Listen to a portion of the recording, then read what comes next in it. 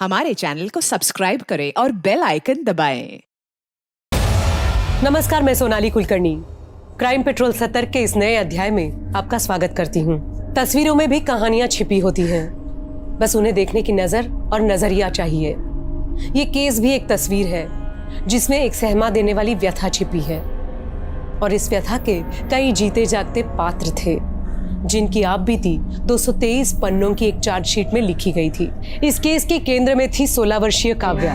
Painting और cycling का शौक रखने वाली काव्या ने सोचा नहीं होगा कि वो एक ऐसे गुनाह का केंद्र थी जहां से ये केस 360 डिग्री का घुमाव लेकर एक ऐसी परिधि का निर्माण कर रहा था जिसके अंदर इंसानी दर्द को चीर देने वाली सिसकियां भी थी और डरा देने वाला हाहाकार भी। कहते हैं इंसान के शरीर में जितने रोम होते हैं, पूरे जीवन काल में उसके मन में उतनी ही संख्या के कई ख्याल जन्म लेते हैं और इस केस को जन्म देने वाला भी एक ख्याल था, एक ऐसा विकृत ख्याल जो हिंदुस्तान की क्राइम हिस्ट्री का काला धब्बा बन गया। मैं कोई बहाना नहीं सुनूंगी काव्या, चल उठ, स्कूल तो जाना ही पड़ेगा। मम्मी सच में पेट में बहुत दर्द हो रहा है। काव्या तेरे बहाने नहीं खत्म होते, चल उठ बेटा। हाँ सच बोल रही हूँ, विंची दादा की कसम। विंची दादा? ये कौन है? माँ Leonardo da Vinci, the famous painter जिन्होंने मोनालिसा बनाई थी। वाह बेटा वाह, और तू अपनी माँ को बना। उठ काव्या बेटा, बोर्ड एग्जाम्स है इस बार तेरे, कुछ तो पढ़ ले। अरे माँ पढ़ लूंगी लेकिन अभी तेरे पापा आ गए। अरे तू काव्या सुन बेटा। अरे तू पापा मेरा बच्चा। पापा मैंने एक पेंटिंग बनाई है, आपको दिखाऊंगी। हाँ भी। और वो और अब कहाँ गया पेट दर्द? माँ अभी भी हो रहा है। पापा देखो ना। काव्या तेरी नौटंकी बंद कर, जल्दी रेडी हो और स्कूल जा वरना लेट हो जाएगी तू। अरे क्या सरिता, बेचारी के पेट में दर्द हो रहा है और तुम इसे डांट रही हो। जा बेटा, आज की तेरी स्कूल की छुट्टी। बिगाड़ो और बिगाड़ो बेटी को।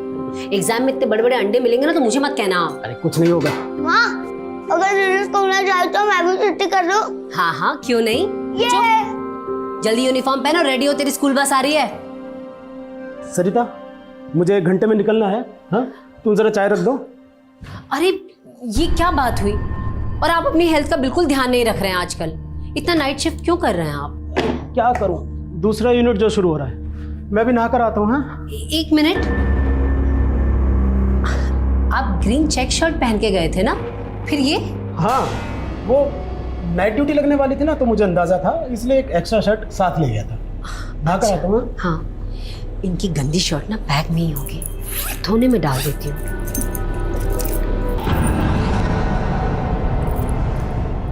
सरिता हाँ तुम ये मेरे बैग में क्या कर रही हो? अरे वो आपने बोला था ना गंदी शर्ट है, तो मैंने सोचा मैं धोने में डाल दूं।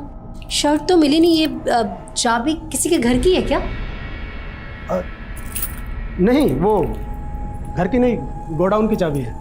वो मैं अपने कपड़े गलती से फैक्ट्री में भुलाया था, तो कपड़ों की जगह ये चाबी उठा लाया।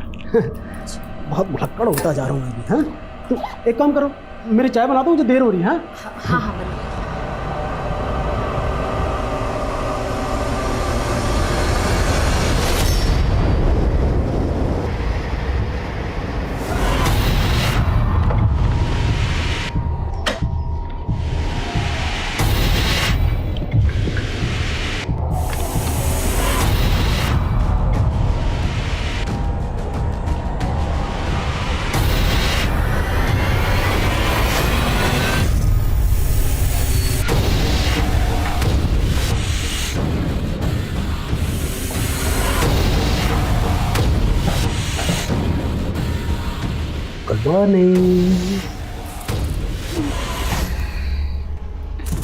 सुबह कहाँ चलने गए थे तुम?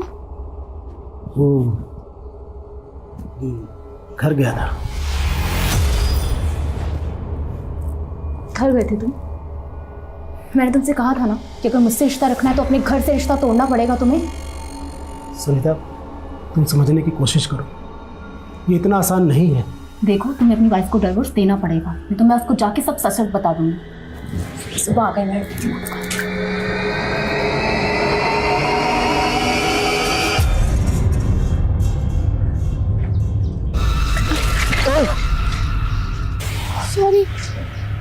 It's okay.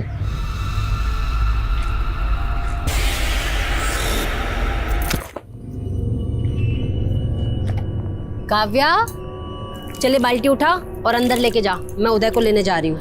माँ मैं ले आती हूँ ना उदय को, और वो रिया से भी पूछ लूंगी कि स्कूल में क्या पढ़ाया है। अच्छा चल ठीक है, फिर तू ही चली जा। जा और सुन, उदय को लेके सीधा घर आना, कहीं भटकने की जरूरत नहीं है। हाँ माँ।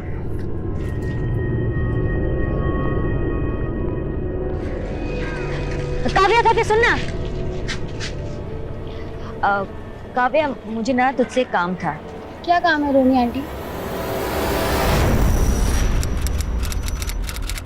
नहीं माँ, दीदी मुझे लेने नहीं आई, इसलिए रिया दीदी मुझे घर छोड़ने आई। बहुत लापरवाह हो गई है ये काव्या, पता नहीं कहाँ चली गई। रिया बेटा, अगर तुम्हारे घर काव्या आए ना तो उसे कहना उसकी मम्मी बहुत गुस्सा कर रही थी। ठीक है आंटी, मैं बोल दूंगी उसको। ठीक है बेटा, ठीक, बाय। माँ, हाँ काव्या दीदी का फोन तो यहीं पे है।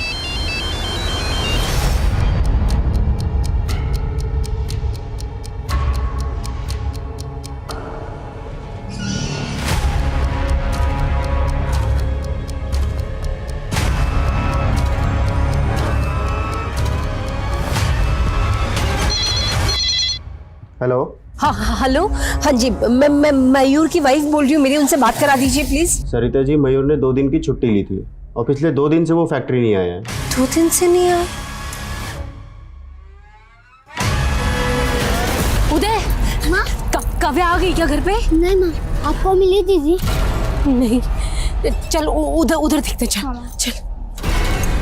भाई साहब, ये मेरी बेटी है काव्या, आपने देखा कैसे कहीं? मम्मा, हाँ? काव्या दीदी की साइकिल। हाँ? काव्या की साइकिल?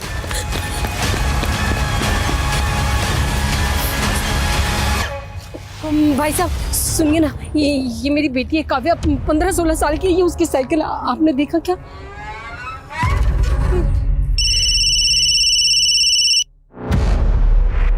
हेलो मयूर, काव्या कहीं नहीं मिल रही। तुम फिक्र मत करो, मैं भी आ रहा हूँ, किसी काम में फंसा हुआ था। मयूर प्लीज झूठ मत बोलो, मुझे पता तुम 2 दिन से फैक्ट्री नहीं गए हो। क्या बोल रही हो सरिता? मुझे कोई बहस नहीं करनी, बस मुझे काव्या मिल जाए, मुझे और कुछ नहीं चाहिए। काव्या जरूर मिल जाएगी, तुम परेशान मत हो, मैं आ रहा हूँ ना। तुम एक काम करो, तुम तब तक पुलिस को इन्फॉर्म करो।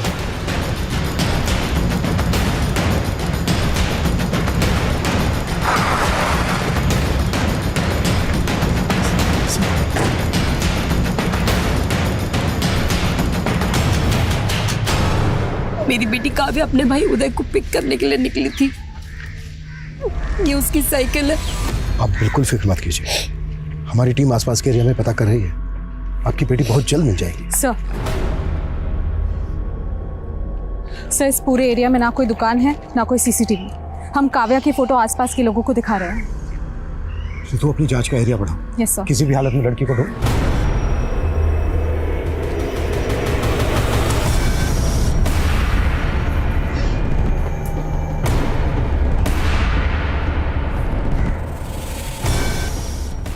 Yes, Ismail.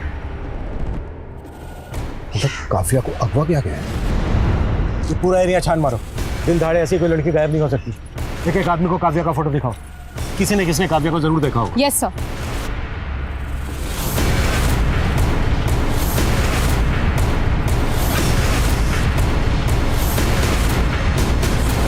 आपके बेटे की स्कूल बस यहाँ आकर रुकती है। यहाँ से आपका घर कितनी दूर है? जी, आधा किलोमीटर इस तरफ। आपका घर है यहाँ से आधा किलोमीटर दूर इस तरफ, और काव्या घर से यहाँ आने के लिए निकली, जबकि काव्या की साइकिल मिली हमें मकराना रोड पर, जो यहाँ से 700 मीटर दूर। सर वो हमारे घर से ना एक रास्ता मकराना रोड की तरफ भी निकलता है, जो सीधा फिर यहीं आता है। तो काव्या ने यहाँ आने के लिए इतना लंबा रास्ता क्यों लिया होगा? क्या मकराना रोड पे काव्या का कोई जानने वाला रहता है जहाँ वो जाने वाली है? जी नहीं, काव्या को साइकिलिंग का शौक है, हो सकता है इस वजह से उसने वो लंबा रास्ता लिया हो। क्या काव्या का कोई बॉयफ्रेंड है? नहीं सर, वो तो बस 16 साल की छोटी बच्ची है। हाँ, लेकिन क्या है कि आजकल की जनरेशन। anyway, हमने काव्या का फोन अनलॉक होने के लिए दिया है, शायद उससे कुछ पता चला। सरिता जी, आपने हमें बताया था कि काव्या हमेशा स्कूल ना जाने के लिए बहाने ढूंढती थी, तो क्या स्कूल में उसे कोई प्रॉब्लम थी? नहीं, ऐसा तो उसने न कभी कुछ कहा न बताया। आपकी किसी के साथ दुश्मनी, अनबन या धमकी दी हो किसी ने आपको? जी नहीं, बिल्कुल भी नहीं। हमें लगता है बहुत जल्दी आप लोगों को फिरौती के लिए कॉल है। जैसे ही कॉल आए प्लीज हमें बताइए। मैंने काव्या को रोहिणी दीदी के साथ आज दोपहर में देखा था। दोनों आपस में कुछ बातें कर रहे थे। कहाँ रहती है रोहिणी?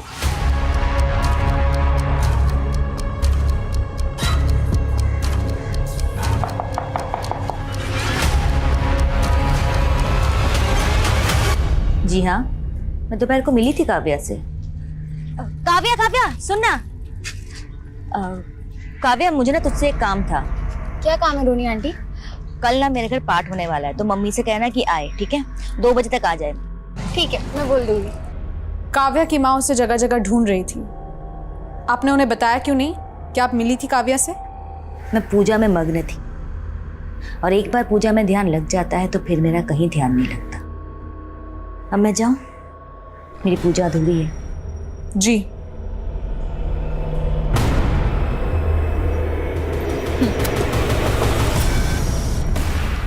सर, फॉरेंसिक्स ने ये कंफर्म किया है कि काव्या की साइकिल के पास जो रुमाल मिला था उसमें काव्या के पेरेंट्स को अभी तक रैंसम का कॉल आया नहीं। 12 घंटे हो गए हैं किडनैपिंग में। अब तक तो कॉल आ जाना चाहिए था। ये किडनैपिंग वाकई में रैंसम के लिए हुई है या फिर एंगल कुछ और है? एक नंबर का नालायक हो गया है तू। शर्म नहीं आती ना तुझे? फिर फेल हो गया। अरे मंदबुद्धि, दिमाग में भूसा पड़ा पड़ा है या गोबर? बाबूजी एक और मौका दे दो, मैं अगली बार सब कर नालायक। अरे तुझसे तो अच्छा किसी जानवर को पढ़ाता तो वो अफसर बन जाता। लेकिन बाबूजी मैं अगली एकदम चुप।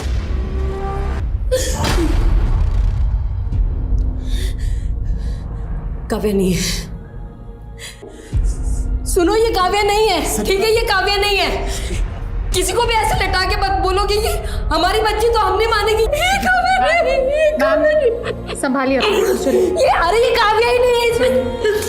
चलिए। ये काव्या नहीं है भाई, और मेरी बात शांत हो जाइए, शांत हो जाइए। मयूर जी, ये जलेबी बॉडी हमें उसी एरिया के पास मिली जहाँ पर काव्या की साइकिल मिली थी। वैसे तो बॉडी 99% जल चुकी है, लेकिन राइट हैंड का कुछ हिस्सा जला नहीं, और उस पर एक मार्क है। काव्या के कलाई पे भी निशान था। तो क्या ये काव्या की? काव्या! ना तो फिरौती मांगी गई है, ना ही कोई दुश्मनी का एंगल सामने आया है। आखिर 16 साल की बच्ची को कोई इतनी बुरी तरह से जलाकर क्यों मारेगा? काव्या का फोन अनलॉक हुआ? सर, मेरी साइबर टीम से बात हुई है, 1-2 दिन में हो जाना चाहिए। काव्या के पेरेंट्स ने किसी पर शक नहीं जताया। कहीं ऐसा तो नहीं है कि काव्या के पेरेंट्स हमसे कुछ छुपा रहे हैं जो इस केस से कनेक्टेड है, इसलिए इस केस की कड़ियां नहीं जुड़ रही हैं? एक काम करो, काव्या के पेरेंट्स की बैकग्राउंड करवा। सर, मैं सोच रही थी कि काव्या की फ्रेंड रिया से बात करूं। हो सकता है जो बात पेरेंट्स को ना मालूम हो वो दोस्त को मालूम हो। काव्या बार बार स्कूल ना जाने के बहाने ढूंढती थी। क्या स्कूल में उसे कोई बुली कर रहा था? नहीं मैम, ऐसा बिल्कुल नहीं था। उसका दिमाग कभी पढ़ाई में लगता ही नहीं था। उसका दिमाग तो हमेशा पेंटिंग बनाने में और साइकिलिंग करने में लगता था। काव्या के पेरेंट्स का कहना है कि उसका कोई बॉयफ्रेंड नहीं था। क्या तुम्हें पता है उसके बॉयफ्रेंड के बारे में?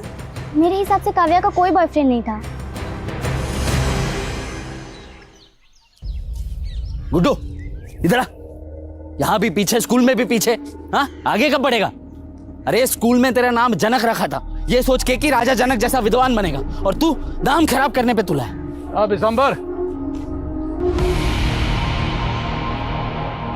आजकल बहुत नाटक हो गए तेरे। हैं?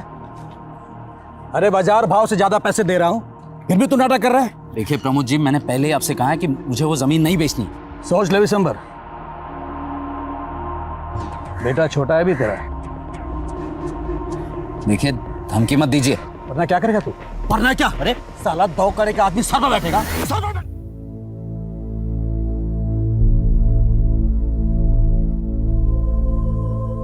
माँ, दीदी ने आधे घंटे से खड़ा कर रखा है, कहती है तेरा स्केच बनाऊंगी, और देखो क्या बना दिया। माँ, माँ, अब दीदी वापस कभी भी नहीं आएगी। बोलो ना माँ, चुप क्यों हो?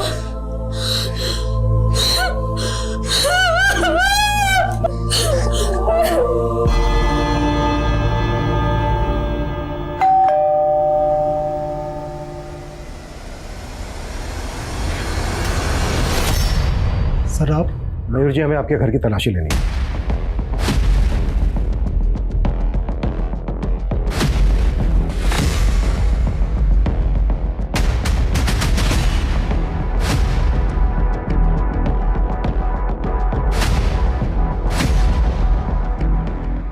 ये पेंटिंग काव्या ने खुद बनाई थी?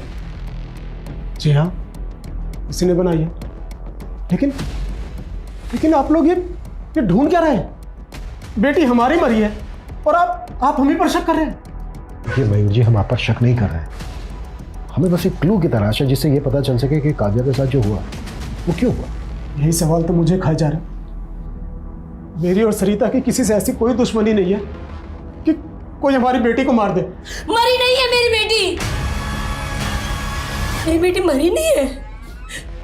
मेरी काव्या जिंदा है, वो जिंदा है। सर, मैंने काव्या के स्कूल में पूछताछ की। काव्या की किसी के साथ कोई प्रॉब्लम हो ऐसा कुछ सामने नहीं आया। लेकिन सर, मैंने काव्या की पड़ोसी रोहिणी का बैकग्राउंड चेक किया। काफ़ी कर्मकांड वाली औरत है।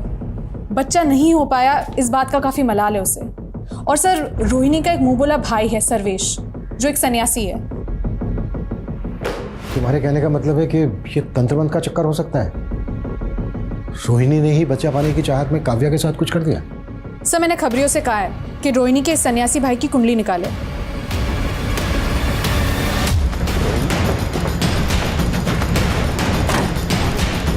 पीछे हटो, पीछे हो जाओ, चलो पीछे हो जाओ, पीछे हो जाओ, चलो हटो। इस लड़की के भी रेड हैंड की कलाई पर मार गए। सर,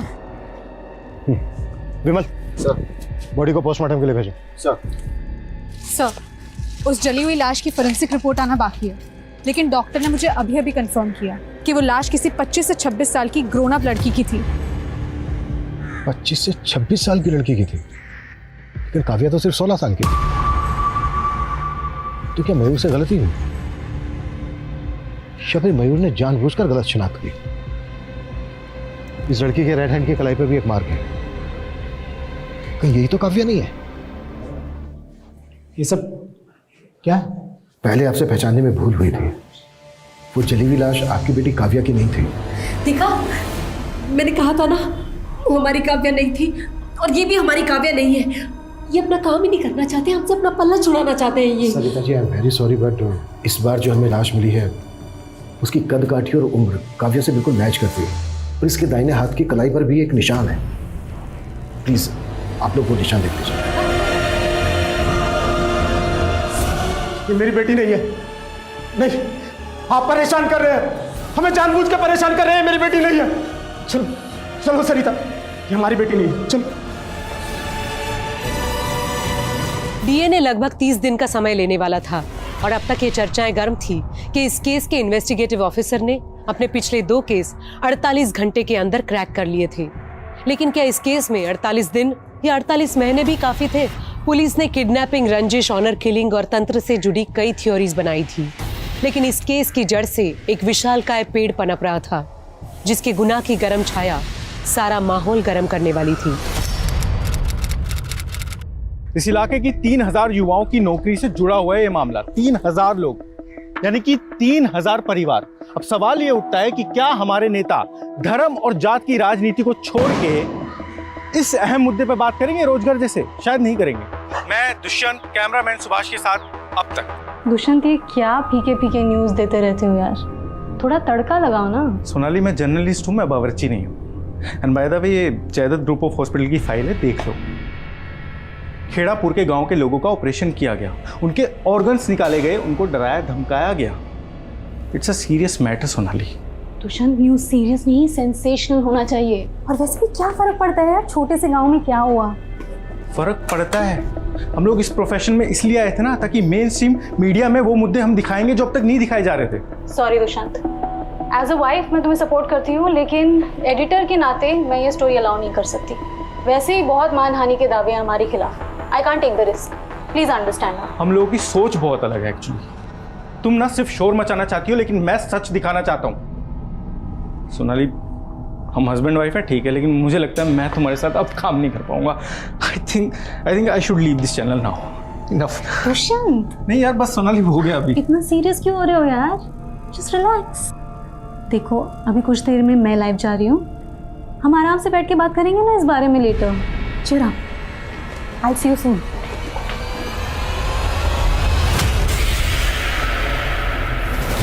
हाँ सर, माना कि मैं एक बांझ हूँ, लेकिन इसका मतलब ये नहीं कि मैं किसी और के बच्चे को मार दूंगी। देखिए, हम आप पर ऐसा कोई इल्जाम नहीं लगा रहे, पर हमने सुना है कि आप बच्चा पाने के लिए बहुत पूजा पाठ करती हैं, दूसरी विधियां करती हैं अपने इस मुंह बोले भाई के साथ मिलकर। हाँ, तो इसमें गलत क्या है? इस तरह की पूजा पाठ में बलि भी दी जाती है, इंसान की बलि। इंसान ही नहीं, पशु की बलि दी जाती है इंस्पेक्टर साहब। शास्त्रों में शस्त्रों से ज़्यादा शक्ति होती है, और इसी शक्ति की मदद से मेरी बहन को बच्चे की प्राप्ति होगी। ये बात मैं लिखित में दे सकता हूँ। महोदय, यदि आपने दोबारा हमारी बात काटने का कष्ट किया तो आपको हमारी शक्ति का परिचय होगा, और ये बात मैं भी लिख के दे सकता हूँ। बलि के लिए बकरे कहाँ से लाए जाते थे? एक एक डिटेल देना हमें।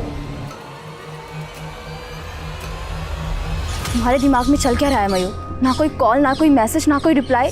तुम कर क्या रहे हो? कितने दिनों से तुम्हें कॉल कर रही हूँ मैं। सुनीता, तुम समझने की कोशिश क्यों नहीं कर रही हो? तुम्हें पता है यहाँ पुलिस आ रही है, बिना मतलब हम पर शक करेगी, बाल की खाल निकालेगी। तुम समझा करो ना, बस थोड़ा सब्र करो। मैं अभी तुम अभी भी सुनीता के टच में हो।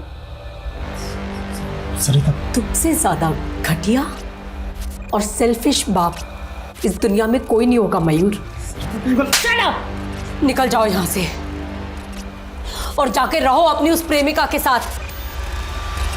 सुनीता सिंह? जी सर, मयूर का पिछले 1 साल से सुनीता सिंह के साथ अफेयर चल रहा है। काव्या की मौत का कनेक्शन इस अफेयर से तो नहीं है? कहीं ऐसा तो नहीं है कि काव्या का पिता मयूर ही काव्या की मौत का कारण है?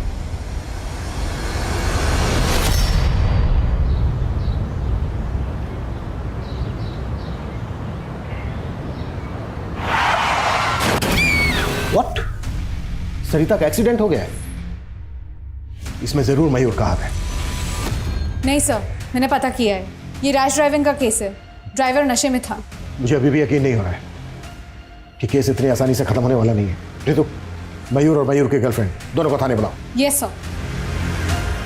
तो माहेश्वरी जी, आपको लौकी की सब्जी ज्यादा पसंद है या आलू की? सोनाली, मैं एक गरीब परिवार से आती हूँ, भूख देखी है मैंने, इसीलिए खाने में मेरे कोई नखरे नहीं है। जो मिल जाए खुशी से खा लेती हूँ। आपकी इसी सादगी की वजह से तो आप जानी जाती है।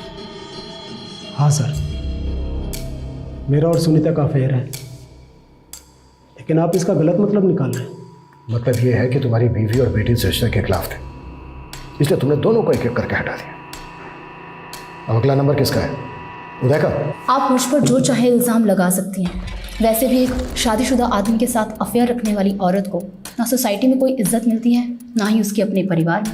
हमें आपके अफेयर से कोई लेना देना नहीं। देखिए, आप यकीन करिए, मुझे भी सरिता और काव्या की मौत का उतना ही अफसोस है, लेकिन मैं किसी बात के लिए गिल्टी नहीं हूँ, क्योंकि मैंने कुछ गलत नहीं किया है।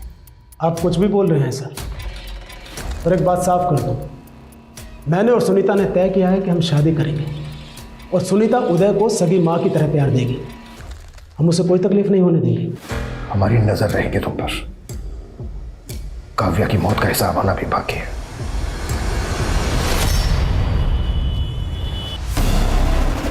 कौन हो तुम? क्या बात कर रही हो? नाटक बंद कर। तूने मेरी डिलीवरी की थी ना, और उसके बाद तूने बोला कि मेरा बच्चा मरा हुआ पैदा हुआ है। तूने मेरे बच्चे की शक्ल भी नहीं देख लेती। सर, डीएनए रिपोर्ट आ चुकी है, वो सरकटी लाश काव्या की है। पता था मुझे, लेकिन मयूर और उसकी गर्लफ्रेंड सुनीता के खिलाफ हमारे पास एक भी सबूत नहीं है जिससे हम ये साबित कर सकें कि काव्या के मर्डर में उनका हाथ है। कहां चूक हो रही है हमसे? हमें ये केस रीइन्वेस्टिगेट करना होगा। सर, हमें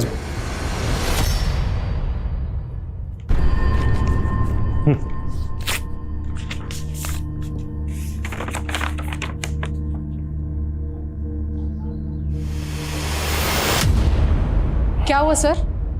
प्रमोशन लेटर है। कॉन्ग्रेचुलेशंस। पर सर, आप इतने परेशान क्यों हैं? 7 दिन के बाद ज्वाइन करना है। इसका मतलब यह है कि इस केस को सोल्व करने के लिए हमारे पास सिर्फ 7 दिन है। किसी भी हालत में इन 7 दिन के अंदर में केस सॉल्व करना है। Yes sir.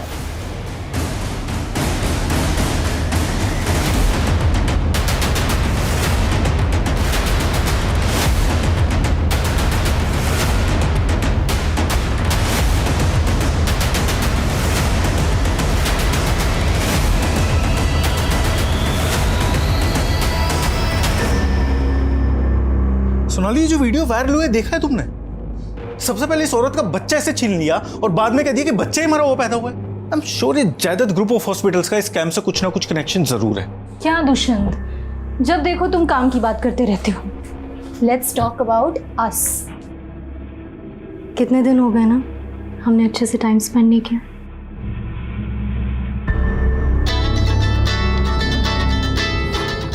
सोनाली, मुझे बहुत इंपॉर्टेंट टिप मिली है, मुझे जाना होगा। I have to go, please. Hello,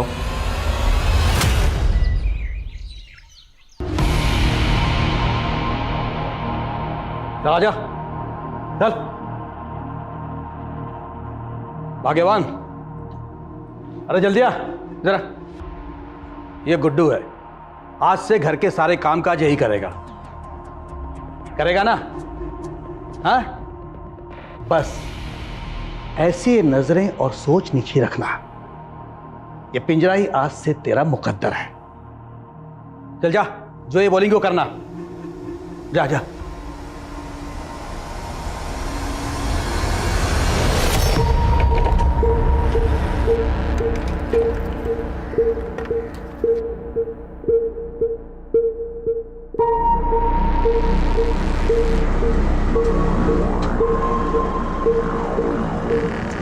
कहाँ हो तुम? अभी आधा घंटा और लगेगा। तो फिर मुझे इतना जल्दी क्यों बुलाया? और तुमने उस लड़की की वो इन्फॉर्मेशन निकाली जिस लड़की का वीडियो वायरल हुआ था सनातन हॉस्पिटल का?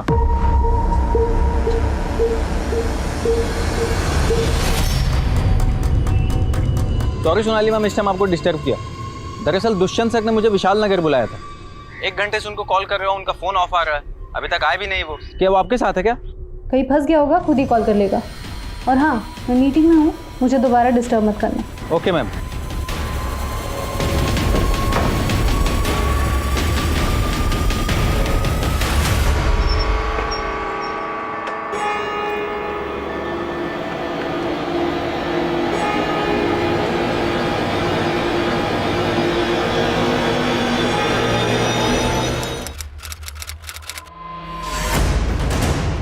जैन सर। जय हिंद जिंदल। अब तक न्यूज़ चैनल का को फाउंडर दुष्यंत 2 दिन से मिसिंग है। आज उसकी वाइफ सोनाली, जो खुद चैनल की एडिटर है, उसका फ़ोन आया था मुझे। अब ये केस तुम हैंडल करोगे।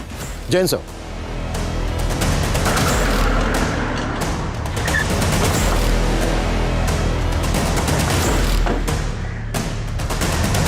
मैं समझ सकती हूँ कि दुष्यंत के गायब होने के पीछे सबको कोई ना कोई कॉन्स्पिरेसी नजर आ रही होगी।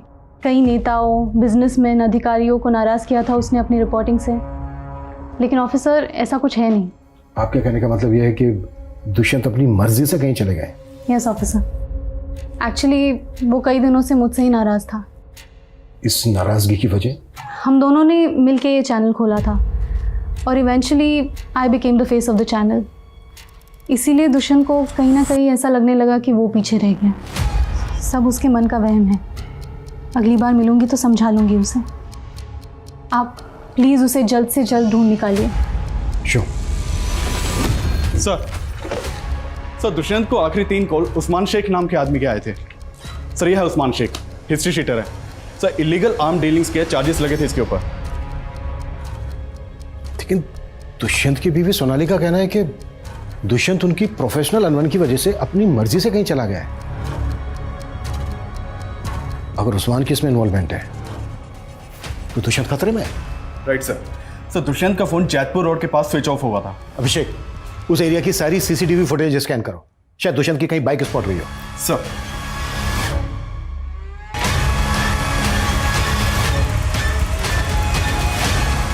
उस्मान सैयद दुष्यंत किसी ड्रग डीलर के कांटेक्ट में था? देखिए, अगर बात पैसों की होती तो अब तक रैंसम का कॉल आ चुका होता आपको। हमें डाउट है कि उस्मान को किसने सुपारी दी दुष्यंत की। माय गॉड, वो किस हाल में होगा? आपको शक है किसी पर? नहीं, अभी कुछ समझ में नहीं आ रहा है। मैं आपको खुद फ़ोन करूँगी, please give me some time.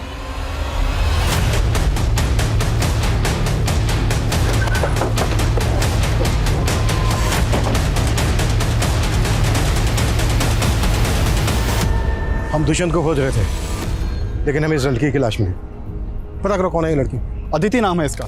Sir इसने सतनाम हॉस्पिटल वहाँ के एक डॉक्टर कविता उनके ऊपर इल्ज़ाम लगाया था कि उन्होंने इसकी डिलीवरी करवाई थी और बाद में इसके बच्चे को गायब कर दिया था और इससे मरा हुआ बच्चा सौंप दिया था।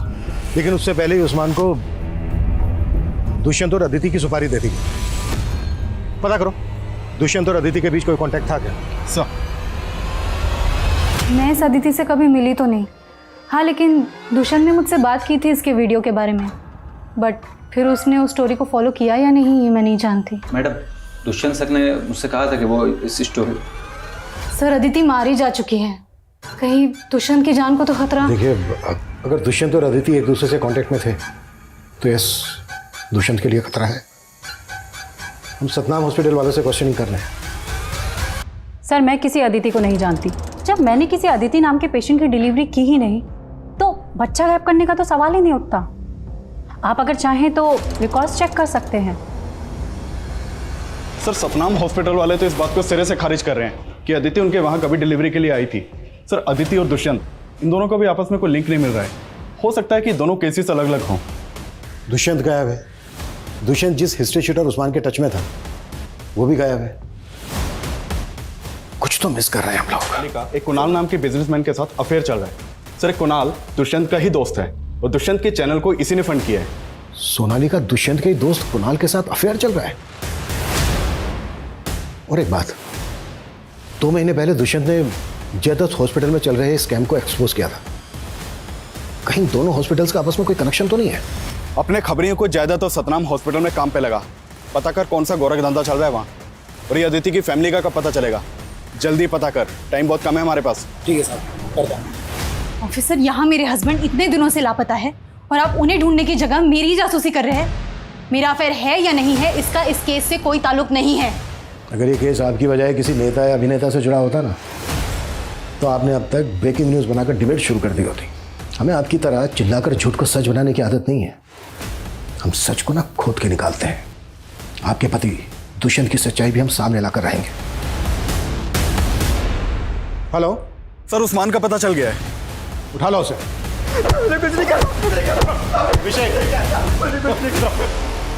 साहब मैंने किसी को नहीं मारा, मैं तो दुष्यंत साहब के लिए कबरी का काम कर रहा था। क्या काम दिया था दुष्यंत ने तुझे? वो अदिति है ना जिसने सतनाम अस्पताल पर अपना बच्चा गायब करने का इल्जाम लगाया था, बस उसी के बारे में पता करने को बोला था। अदिति के बारे में क्या पता किया तूने? साहब वो अदिति थी नहीं, उसका नाम दीपाली था और वो एक पत्रकार थी। सर उस्मान सही बोल रहा था। दीपाली और अदिति जिस अखबार के लिए काम करती थी उससे मेरी बात हुई। एक जर्नलिस्ट इतने रेप्यूटेड हॉस्पिटल पे आखिर ब्लेम क्यों कर रही थी? आज का बुलेटिन यही समाप्त होता है। अंत में एक रिक्वेस्ट, अगर आपको मेरे पति दुष्यंत के बारे में कोई भी जानकारी मिलती है तो कृपया नीचे दिए गए नंबर पर संपर्क करें। Thank you. तो महेश्वरी सतनाम और जयदत्त इन दोनों हॉस्पिटल में साइलेंट पार्टनर है। उसके भी काफ़ी करीबी ताल्लुकात हैं महेश्वरी के साथ। मैडम के ऊपर करप्शन के कई चार्जेस हैं और मैडम की इमेज को क्लीन करने के लिए पूरे जोर शोर से लगी है सोनाली। महेश्वरी जी, इस बार आपका इंटरव्यू आपके गांव में करेंगे। अपने पापा को भी साथ रखिएगा। हाँ, जनता के दिलों को छू जाते हैं ऐसे मोमेंट्स। जनता की नब्ज हम नेता तो मैंकर से ज्यादा समझते हैं, वो सब हम पे छोड़ दो। खैर ये बताओ, तुम्हारे पति दुष्यंत की कोई खबर मिली? लेकिन सर आप ही ने तो ये केस मुझे हैंड ओवर किया था। देखिए सर, मैं इस केस को सॉल्व करने के काफी करीब हूँ। जिंदल, नो मोर आर्ग्यूमेंट्स। दुष्यंत का केस पांडे के हवाले करो और कल आकर मुझे हेडक्वार्टर में मिलो। चैन सर। सर महेश्वरी मैडम की इस इलाके में लगभग 15 इलीगल प्रॉपर्टीज हैं और मैडम को बने हुए अभी सिर्फ 2 ही साल हुए हैं। ये देखिए सर। और मेरे पास सिर्फ 24 घंटे हैं। हेडक्वार्टर से कॉल आ गया है। जो लोग चाहते ही नहीं है मैं इस केस को लेके आगे बढ़ूं। इस सिस्टम इज सो।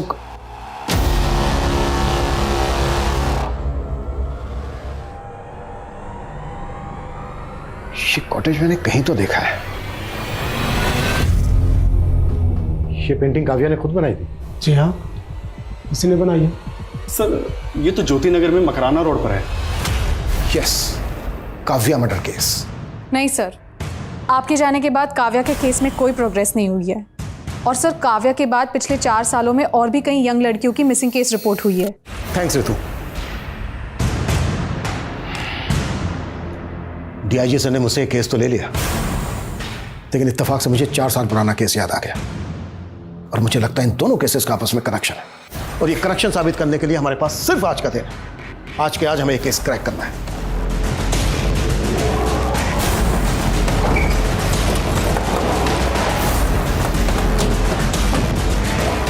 चलो। ये बंगला तो सालों से बंद है साहब, यहाँ कोई नहीं आता, बस कभी कभार गुड्डू भैया आते हैं। कौन है गुड्डू? माहेश्वरी का पीए।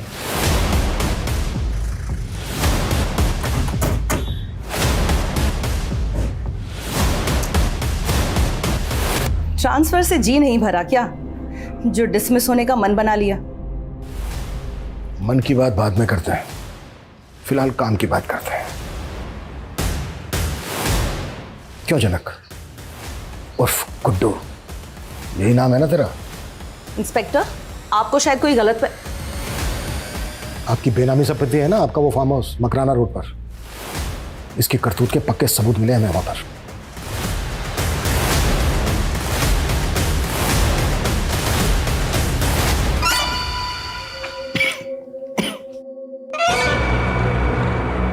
ये तो खून है सर। कुछ याद आया गुड्डू भैया? नहीं आया? कोई नहीं, हम याद दिलाते। ये सब का जड़ मेरा बाप है। वो चाहता था कि मैं पढ़ लिख के एक बड़ा आदमी बनूं, लेकिन क्या करता सर, मेरे इस भेजे में कुछ घुसता ही नहीं कभी। परेशान हो गया था उसकी मार खाते खाते। मत का सर फोड़ दिया और बदले में मुझे क्या मिला? अपने बाप की मार। एक दिन ना दिमाग खसक गया मेरा और मैंने अपने बाप को ही मार दिया। प्रमोद, बड़ी तेज बुद्धि थी उसकी सर, मुझे अपने साथ अपने घर ले गया। ये सब महेश्वरी के कहने पे क्या ना तूने? नहीं, महेश्वरी मैडम को तो पता ही नहीं है कि उनके पति को किसने मारा। कभी मुझ पर शक भी नहीं हुआ।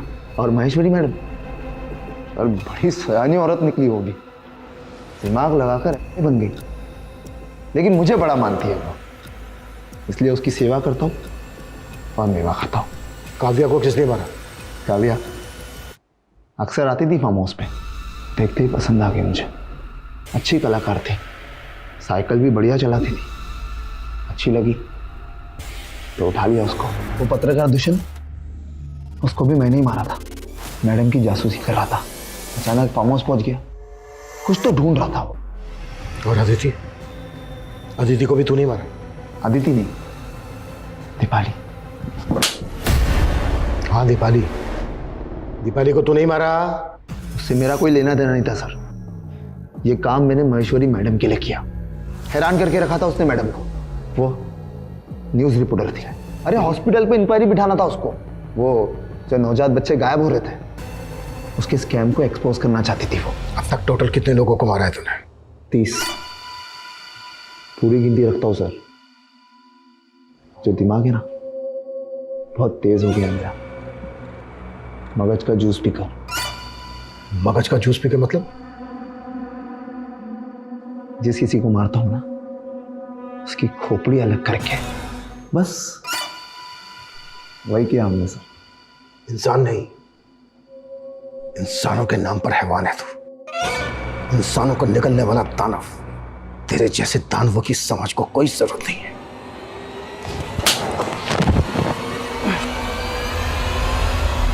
हमने आदि मानव से मानव बनने और मानवों द्वारा निर्मित की गई कई सभ्यताओं के विकास और पतन की गाथाएं सुनी होंगी, लेकिन ये गाथा मानवीय अस्तित्व को विचलित करने वाली व्यथा है।